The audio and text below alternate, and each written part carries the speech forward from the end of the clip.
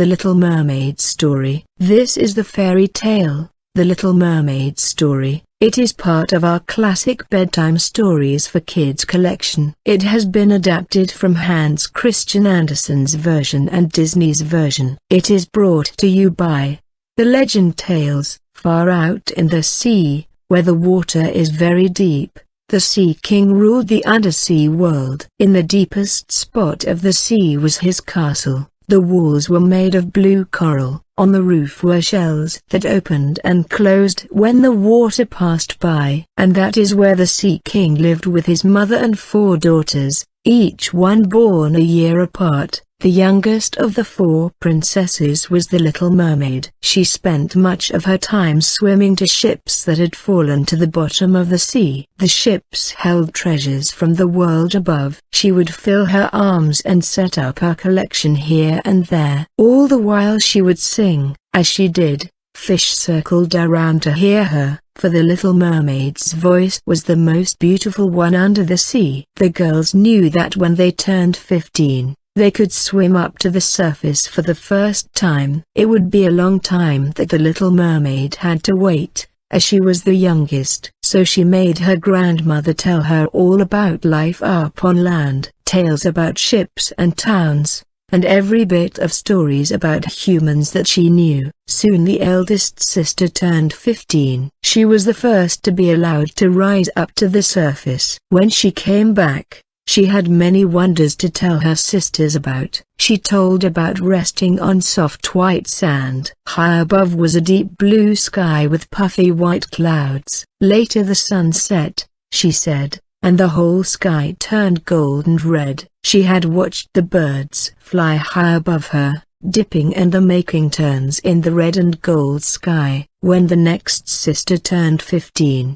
it was winter. She told of icebergs floating in the sea and shining bright. All the ships stayed far away from the icebergs, she said, as if in fear. But the icebergs did not seem lonely. They were like friends, floating close to each other. When it was the third sister's turn, she told about moving as close as she could to the gate of a town. She heard people call out, horses that went clopping down the street, and even music that she had never heard before. All this the Little Mermaid heard with wonder. It wasn't fair that she had to wait the longest. At last the day came when she turned 15, too. Now she could rise up over the surface and see for herself. When she came up over the water, the Little Mermaid was next to a large ship. On the ship, beautiful music was playing. Sailors were dancing on the deck. They were laughing and having a fine time. It must be a party. Now and then as the waves lifted up the Little Mermaid,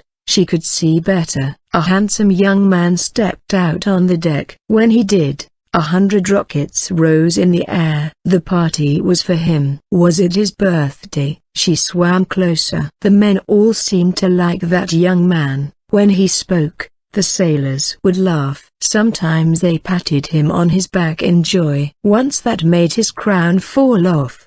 The men laughed and picked it up. A crown, said the Little Mermaid. He must be a prince. Suddenly, it became very dark and the wind picked up. The sailors started to run about on deck. They pulled down the sail. The ship dipped and swooped. It rolled side to side, and up and down on the high waves. Then lightning, thunder, a strong rainstorm hit. The poor ship started to tip on the rough waves. It was so dark that the Little Mermaid could see nothing. Then lightning lit up the sky, and she could see the young prince on deck. He seemed to be the only one still there. He was working hard to keep the ship afloat. He was throwing ropes out to his men who had jumped. But then, all at once, the waves got very high and the ship started to tip over. The prince was flung to the side of the ship and thrown overboard. Down into the sea he fell. He dropped very fast. What was the Little Mermaid to do? She knew that human beings cannot live under the water. She dove deep and fast. She reached out and was able to grab his shirt. Then she swam up to the surface as fast as she could. At last she could pull his head above the water. The two of them floated as the waves rose and fell. By morning,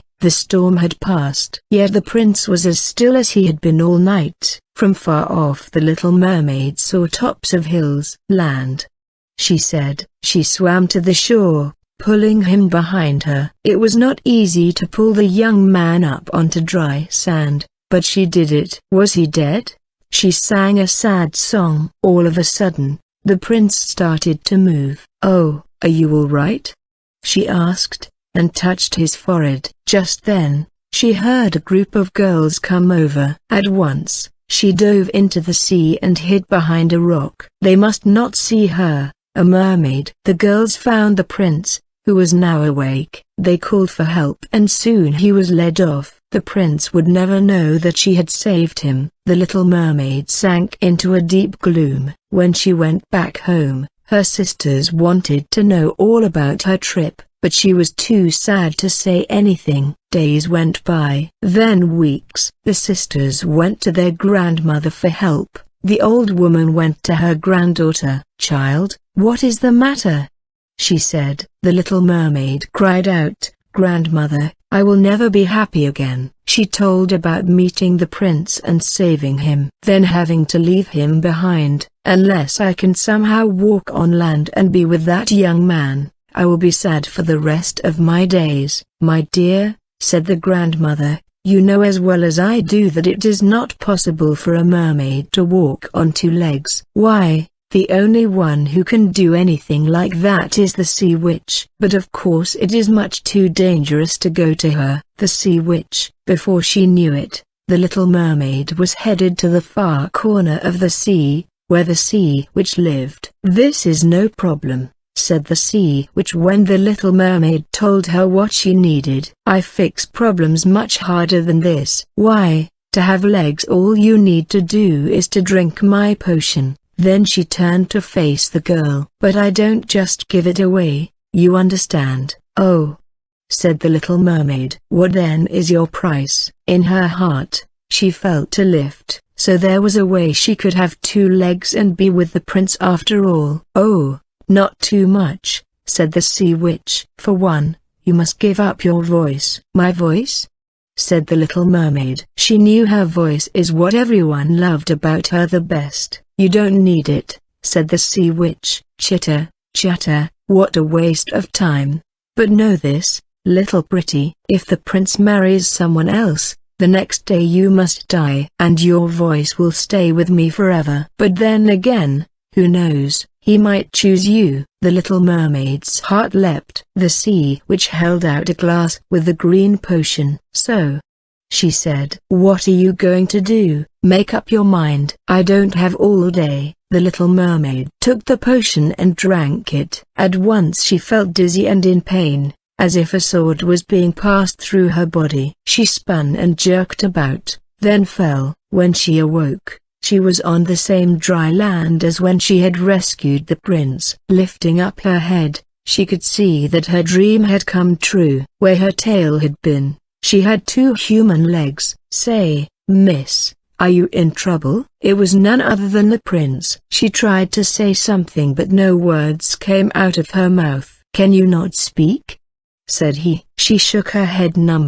"Oh, well then, let me take you to the castle. You can clean up there and get some dry clothes to wear." You can be sure the little mermaid was very happy to join the prince at the castle. At first, walking on her two legs was shaky, but soon she got the hang of it. That night, the prince showed her around the castle rooms. He would point to a portrait and tell her all about the person. When he said something funny, they laughed together. When the story was sad, her kind eyes told him that she knew why and she felt sad, too. The next day was a royal party. The prince had not been looking forward to going to it. Hours of standing with finely dressed people who talk and have nothing to say. He asked the little mermaid if she might come with him. She nodded a big yes. That day, with the little mermaid by his side, the prince felt glad. Sometimes he would make a comment in a low voice to her, and by her eyes and face, he knew that she understood. After that, the prince wanted the little mermaid by his side every day. He thought he could even fall in love with her, but he still held out hope to marry the one with the lovely voice he remembered from when he had been rescued. Of course, it could not be his wonderful new friend who was not able to talk, let alone sing. The king called for his son one day. "Son," he said, "your mother and I have made a decision. It is time that you took a bride. Lucky for you that we already picked one out for you." "What?" said the prince. He only wanted to marry the woman with the beautiful voice that he remembered. "Who is she?" "A princess from a nearby land. Tonight she is coming with her parents. We will make the wedding plans." The prince was crushed, and the little mermaid felt fear. She knew what would happen to her the day after the prince married someone else. That night her troubles got even worse. What the little mermaid did not know was that the sea witch had put her voice into this princess. She was a stuck-up princess who thought only of herself. Yet when she spoke, it was the little mermaid's voice that came out. The prince was stunned. He asked the princess to sing. It was the little mermaid's voice that filled the room. The prince could not believe his luck. At last, he could marry the woman he had longed for all this time. When he shared his joy with the little mermaid, she tried to show that she was happy for him, but gloom filled her heart. The next morning at dawn, the little mermaid went to the sea. Her sisters, worried since they had not heard from her, rose above the water to see how she was. Their youngest sister let them know the trouble she was in. The prince's wedding was going to take place the very next day, and the day after that she must die. The sisters said not to worry, that they had an idea. They told her to come back to the shore later that night. Then they dove back into the sea. That night, the little mermaid came back to the shore as she was told to do. The three sisters rose up again. Gone was their beautiful long hair, for they had cut it all off to give to the sea witch in exchange for a knife. With the knife, the little mermaid must kill the princess that very night. Then the wedding could not take place and she could return to the sea and be with her family. She took the knife for she knew how much they had done for her in love, but in her heart she knew she was not going to kill the princess. The wedding day had arrived. The little mermaid stepped up to the wedding ship with the other guests. The wedding would take place at sunset. In the meantime, the three sisters had returned home. They were met with an angry father. "Where is your sister?" the Sea King shouted. "Where have you all been?" They told the father the trouble their youngest sister was in. The father swam up to the wedding ship. He saw the prince and princess getting ready to marry. He knew that his daughter did not use the knife the night before. At once, the Sea King rushed to see the sea witch.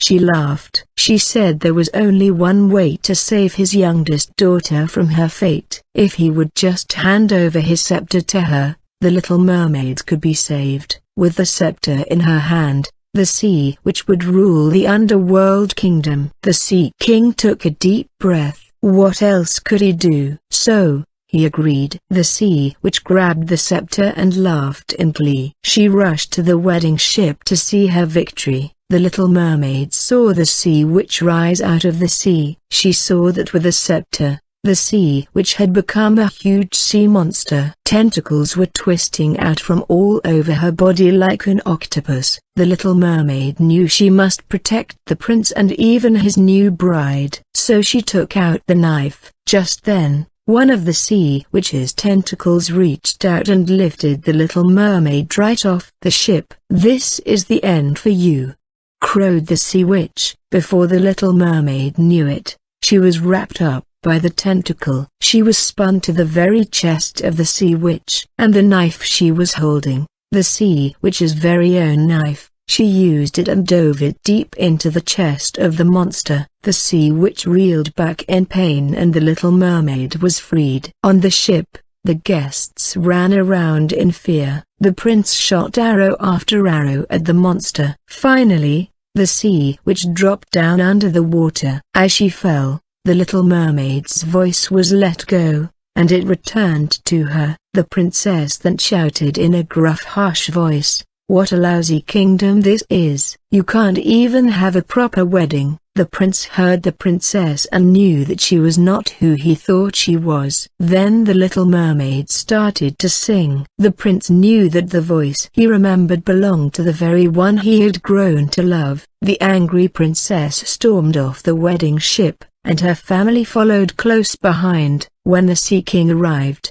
the scepter was floating in the sea, as if it were waiting for him. With a sweep of his arm, it was his again. "Well," said the Sea King, "I see my daughter is in good hands." And, with a wave of his scepter, he lifted the little mermaid back onto the ship. The prince put his arms around her. "Now I know it was you all along," said the prince. "Will you marry me?" The little mermaid had her voice back now. But with all the happiness in her heart, she could not manage to speak, so she nodded yes with a warm smile. And a wedding on board ship took place after all, and they live happily ever after. The legend tales.